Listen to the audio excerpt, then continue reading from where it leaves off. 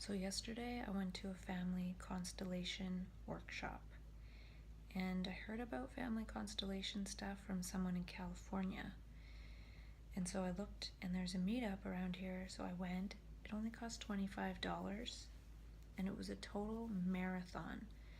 I was there for 7.5 hours, from 1 p.m. to like 8:30, maybe even 9.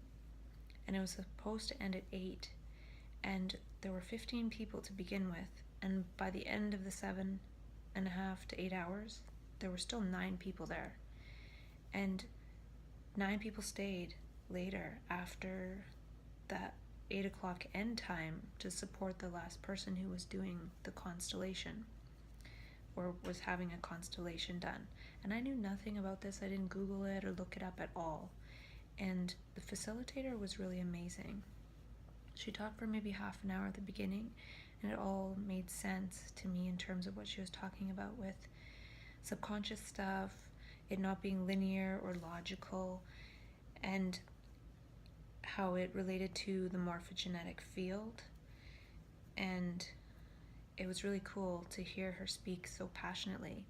And she did a marathon. She was facilitating and supporting people for nearly 8 hours, and she was very curious and very open and very present and there and watchful and observant. And it was amazing to watch someone so passionate and energetic just sort of doing their thing and kind of like making shit up in a way. And I'm not saying that in a disrespectful way. It's more like, I don't know the training background of how it works, but there was a certain thing she was doing, but it didn't appeal to the logical mind at all. And that's partly why I kind of liked it. It's interesting because a lot of times I'm not interested in hearing people's stories in the sense of people going on and on about their story. And that's interesting because I talk to myself hours and hours and hours on video, assuming someone wants to listen to it one day maybe. And then I also share my story sometimes to family groups and stuff. So it's silly how I don't necessarily resonate with listening to other people's stories. I don't read stories. I don't read fiction. I don't really have an imagination, so I can't really picture things. Like if I'm reading a storybook or something or a novel, I can't picture things at all. I can't picture things very well, and that's why I have no sense of direction when I'm out and about. I don't know where I'm going. I can't picture where I'm going. So it's just how my brain works. So what was interesting is that this workshop was kind of about people's stories.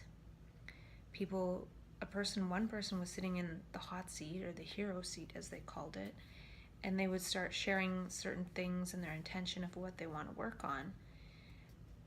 And you would think, based on how I feel about what I just said about listening to people's stories in like the general sense. I do like some movies sometimes, and those are stories, but that's because it's like a picture and it's happening. So the interesting thing was I felt really engaged and not like I had to be like doing much. I was a representative. People do like act stuff out in the morphogenetic field in front of someone, and the facilitators like moving people around. It's really weird. Like, it's super weird. And that's what I liked about it too. Like, the people in the group were so open. They were so non-judgmental. They were willing to suspend their judgment of what was going on in the room, and it was really weird. And they were willing to participate in something such that another person might heal something. So there was this selflessness there. And it's not like people were trying to be selfless. It's just this sort of environment and energy of selflessness and non-judgmentalness and openness and willingness and curiosity and listening and moving and talking and just saying, like people who are doing the representative bit, representing certain relatives and things, and the facilitator would say, we don't know. Sometimes we don't have to know. We don't know who this is, or that we might know who this is. And it almost feels a little bit like psychic at first, at some points, like, oh, this person is this. Oh, that doesn't resonate? Okay, then it's that. Like, just sort of changing it. But in this situation, it seems fine. Like everything seems fine. And so it was cool to be around people who are just really interested in change. And the other thing too is that someone's in that hot seat up at the front and there's 14 other people plus the facilitator staring at them, listening to them. They're willing to share stuff. They're being so vulnerable in front of others. And it's like a playful, creative, spontaneous thing. Like the facilitator would say stuff, she wouldn't know why, and then the other person would react a certain way, and then she'd talk about that reaction and where it might have come from. So it was like fishing for information without her even knowing that she was fishing. And obviously she's done it for a long time. She knows what she's doing, or doesn't on some level, in a good way. Like not trying to do anything, but just kind of playing and being willing to change from 1 second to the next. That's the thing that I liked about this story process, was it wasn't like, okay, so step 1 was this, step 2 was this, and now we got to remember step 1 and 2 to get to step 3. It was like she was able to say something and just throw out all the what she had just said before based on the next thing. So I liked that, how it wasn't rigid, or it wasn't like stuck, or like, oh my gosh, I said the wrong thing, like as the facilitator or someone else. And she would sometimes joke with people and then see their reaction, not even trying to. And it so reminded me of how I feel like I change depending on the person in front of me, and how she was so willing and spontaneous and able to change one moment to moment with one person in front of her, but the one person was representing generations back. So she was able to, based on the interaction and the relationship and the dynamic, pick into other generations. So I found it interesting because the story wasn't only about the person in the body sitting there, but it was generations back. And the interesting thing to me about that is sometimes in my non-volitional extraordinary states or non-ordinary states, I have had intimations about things related to, you might say, my family constellation, like not voices, I don't hear voices, but like information being told to me about why things are a certain way and why certain things have happened. And like, it's interesting because lately I've been pondering that there's no causality, there's no reason, there's no why. And so in this process, in a way, they're trying to find some kind of causality in the past generations. The why this happened, why this is happening now is related to maybe 2 or 3 generations before. And so this lady is like making up reasons why based on what's playing out in this constellation and people representing different people and things. And she's able to make up reasons why that we will never know if they're true. We'll never know. But to me, those reasons why that she's making up and saying from intuition or wherever it's coming from, channeling the constellation, they're just as valid as any kind of logical explanation we might try and make up in our head, because none of it's really true. And then also, if none of it's really true, like I could say, well, this happened just because I'm bad. And she might say, this happened because of your ancestor 2 generations ago did this and that. And it's the same pattern repeating it. It's like, well, which is more fun? It's kind of more fun to feel like this could be something that has a momentum beyond my own existence. And it makes sense that things do, because, you know, we're born into parents who had parents, and their parents, our parents, pass on certain patterns. And so, and I'm not saying, oh, it's more fun as in it's not real, so let's just have more fun. I don't know what's real or not. But that doesn't matter. Like, I just really like the willingness to be vulnerable and play around with things to see what would come up. And even the people that were being representatives were saying stuff, and it's like, you know, oftentimes in friendships we'll like smile and nod at each other just to not hurt each other, but the person sitting in the hot seat had maybe a friend who was doing a representation, and they're just like saying stuff, and it's almost like a safe place to just kind of say whatever comes out. and it's in a scenario and a context that is safe, and it felt safe, and I felt engaged with listening, and I also felt like my own stuff coming up, which she said would do it. I never sat in the hot seat and had a constellation. I didn't plan to. But just participating with everyone else and being representative a little bit. And ironically enough, I got picked to be like the healthy self in the future, or like the angel, or the holy this or that, which was weird. But I also got a chance to be in a constellation for someone where I got to tell them what helped me heal from no energy for 5 years, like chronic fatigue. And maybe that will help that person. I don't know. I'll never know. Or maybe I will. I don't know. It doesn't matter. That was near the beginning. But anyway, stuff was coming up for me. And at one point during someone's constellation, I was laying on the ground. And then that vibration energy that happens sometimes when so-called psychosis starts coming, or the crisis happens. And it was like really grindy last time especially. And it's like past stuff and trauma and so painful.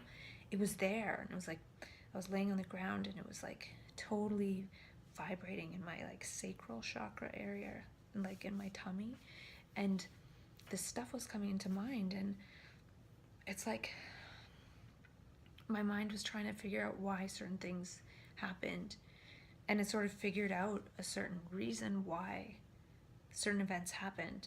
I won't go into details, but interestingly enough, the next day,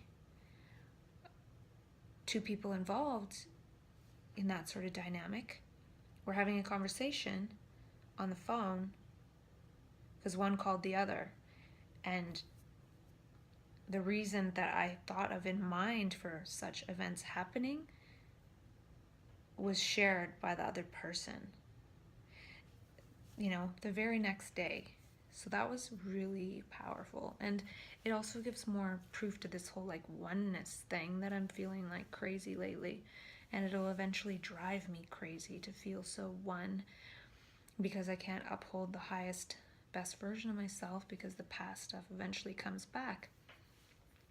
But what's interesting is this space, this like constellation meetup, felt like safe space for the mind to be with people's stories and their representations and what they're going through and processing. But then one's brain, by being in that situation, starts processing sort of one's own constellation, even if they aren't.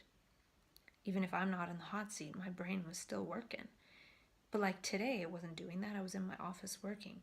But like, it was like an appropriate context for my brain to do that. And what happens is, if like the energy builds in my life and I go into so-called like higher state, or mania-ish, as it's so called, then it crashes in all this, I would say almost like constellation stuff of like, this happened and I don't know why, and this person this and that and I didn't, so it's like so strong. But here it was subtle, it was gentle, it was safe for my brain to go to those places and to make up its own weird reasons why, without the facilitator having to tell me, because I wasn't the one doing the constellation, and I was only in my brain working with people and energies that I know of, like grandparents or whatever, that I didn't know per se, but it was only like one generation or a few generations. But anyway, the constellation in the hot seat would go back further than I would know of, and that's part of the point. But my brain was like doing its own constellation work, and she said that would happen. So what I'm saying is, it felt like safe space for my brain to do that. Like, this is the appropriate context for the brain to do this shit. And then when I leave, like, go back to living normally. So I'm wondering if small doses of this kind of context and doing that kind of work will work out some of this stuff so it doesn't have to come back in this big thing. Because like, it feels like in the psychosis and depression, after the mania hits its peak, it like can't do it anymore because all these reasons why from the past and all the past generations that I maybe don't even know about. So the point of constellation work, in a way, she said, was to release the baggage that's not yours to carry. And so I am fascinated by it because of how it doesn't appeal to logic, it doesn't appeal to linearity, it doesn't appeal to the conscious mind. And that's all the stuff that comes up in altered states that I've had before I knew about this. I felt like how she facilitated is almost how I would be in daily life, like making these really loose associations, like, well, that happened, and I would know the reason, but it would just be so bizarre that if you start saying stuff like that, you sound crazy. But that was her gift. So then I started kind of wondering, like, what are my gifts? Like, maybe I'm able to do, I don't think I would do that kind of work, partly because I honestly can't hold that much in mind. Like, if I had somebody in a hot seat and I was a facilitator, and I start to put like their sister and their brother and their father and their mother and their grandfather, I would forget who was who. Like, I wouldn't even know. I'd be too busy like, who are you? What are we doing here? I have no idea. So I wouldn't be able to do that kind of thing because it's too much holding in mind. But I think that I might be able to do something along the lines of, that's dealing with the past. I think I might be able to use that same kind of spontaneous, crazy, making shit up to bring people into the present, which is kind of what mania is. Like, not me trying to do it, but people in mania, they're like in the present, spontaneous, laughing, having fun, joyful, celebrating, and they're not trying to bring somebody into the present moment, but by the way they are, is trying to show people that energy of, hey, let's celebrate, we're human beings, this is great. If we drop all the crap, this is great. We're kind of in the best experience in the universe that we know of, and we're making a freaking mess of it, myself included. So I feel like that would almost be like a manic trait, is just saying shit and not going with like the social pleasantries. And that's when I made up that stuff about like spontaneous social behaviors, positive social contagion, how are you contagious, blah blah blah. I've already talked about all of it, so I don't really need to go into it again, I don't think. What I'm trying to say is the way she was spontaneous, just observing her sort of taught me a lot about, she's using that as a gift, and this work that she does gives her an excuse to really do that. So there could be some kind of work that gives one an excuse to be like a manic. And I'm not saying she's manic or anything, but she's found a way to like utilize the gifts of non-linearity, spontaneity, synchronicity, healing, fun, being so present, having energy, clarity, observing.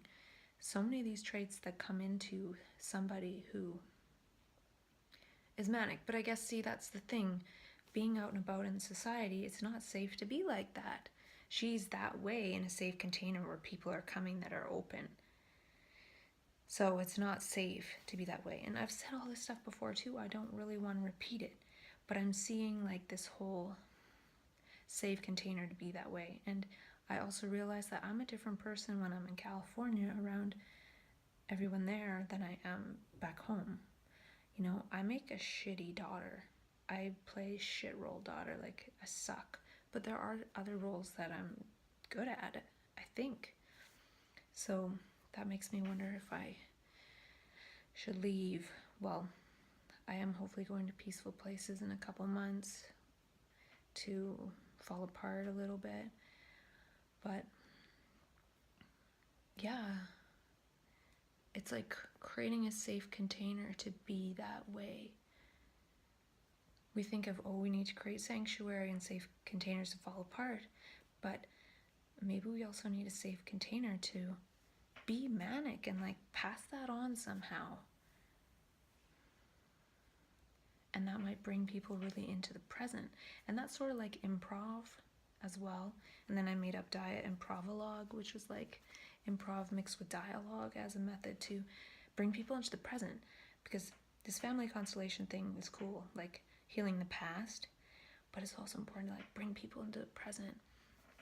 And that's something I noticed was when I was laying there in one of the constellations. I was like, we're so interested in all this drama, even the drama that was playing out in the room as a representation of the drama of all the past. And this whole experience was like being so interested in it. And I was laying there as part of when I was representing, and I felt like I was representing the future, and I was feeling like all this drama is making us sick, and all our interest in it is so obvious. So that is, I think it has its place. It's not something that I would want to learn, but I'm interested in experiencing more of it because of how it really feels like safe elements of psychosis. And it really was profound. I'm not trying to say anything bad against it at all. What I'm trying to do is relate it to how my brain works and what I might be able to do, or have some kind of safe space to be how I can be. Be how I can be. It sounds so fascinating. But anyway, the other thing was,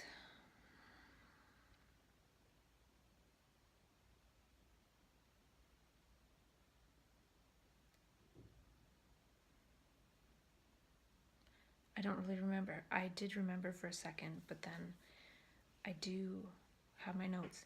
But I did like, I already said this, but how it's one person talking to like 15 people, and they're just so willing to share and be open and not be like in the mental health system, it's kind of like, oh my gosh, I'm talking to my psychiatrist and my clinician one-on-one, and they better not tell anyone, and I hope no one ever sees my file, and confidentiality, and oh my god, like I'm the only person going through this when everyone else is. And if we were more open, perhaps it would be different, but we save it for the psychiatrist's office, and we don't know how to talk to each other properly about all this crap that's going on.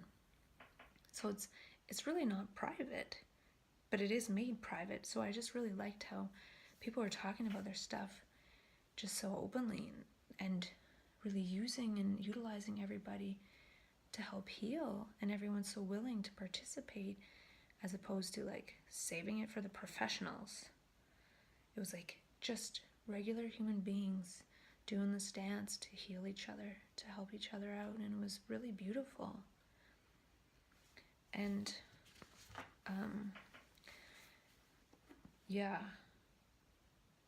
so it's safe space to have all these past associations come up, and so yeah, the length to which we're willing to go to help each other heal. Like there's people dancing and laughing and making stabbing movements and yelling and mad and running around, and they were just sort of acting it out. And it's almost like the person in the hot seat was getting to watch this play out and just have associations come up, and they're watching it and they're reading all the body language. Like it was so nonverbal. That's the other thing I loved about it. It was like I would be watching too. I didn't even know what I was watching. And then all of a sudden something would come to mind that I understood about the person in the hot seat. It may or may not have been true, but it was a lot more fascinating doing that way than them like saying some kind of linear story. And then I felt just such profound compassion for that person's suffering. And they're sitting there wanting there to heal, and watching these beings doing this thing to try and help them heal. And it was really, really great. It was amazing. I'm going to just check over my notes and see if I can find that other point.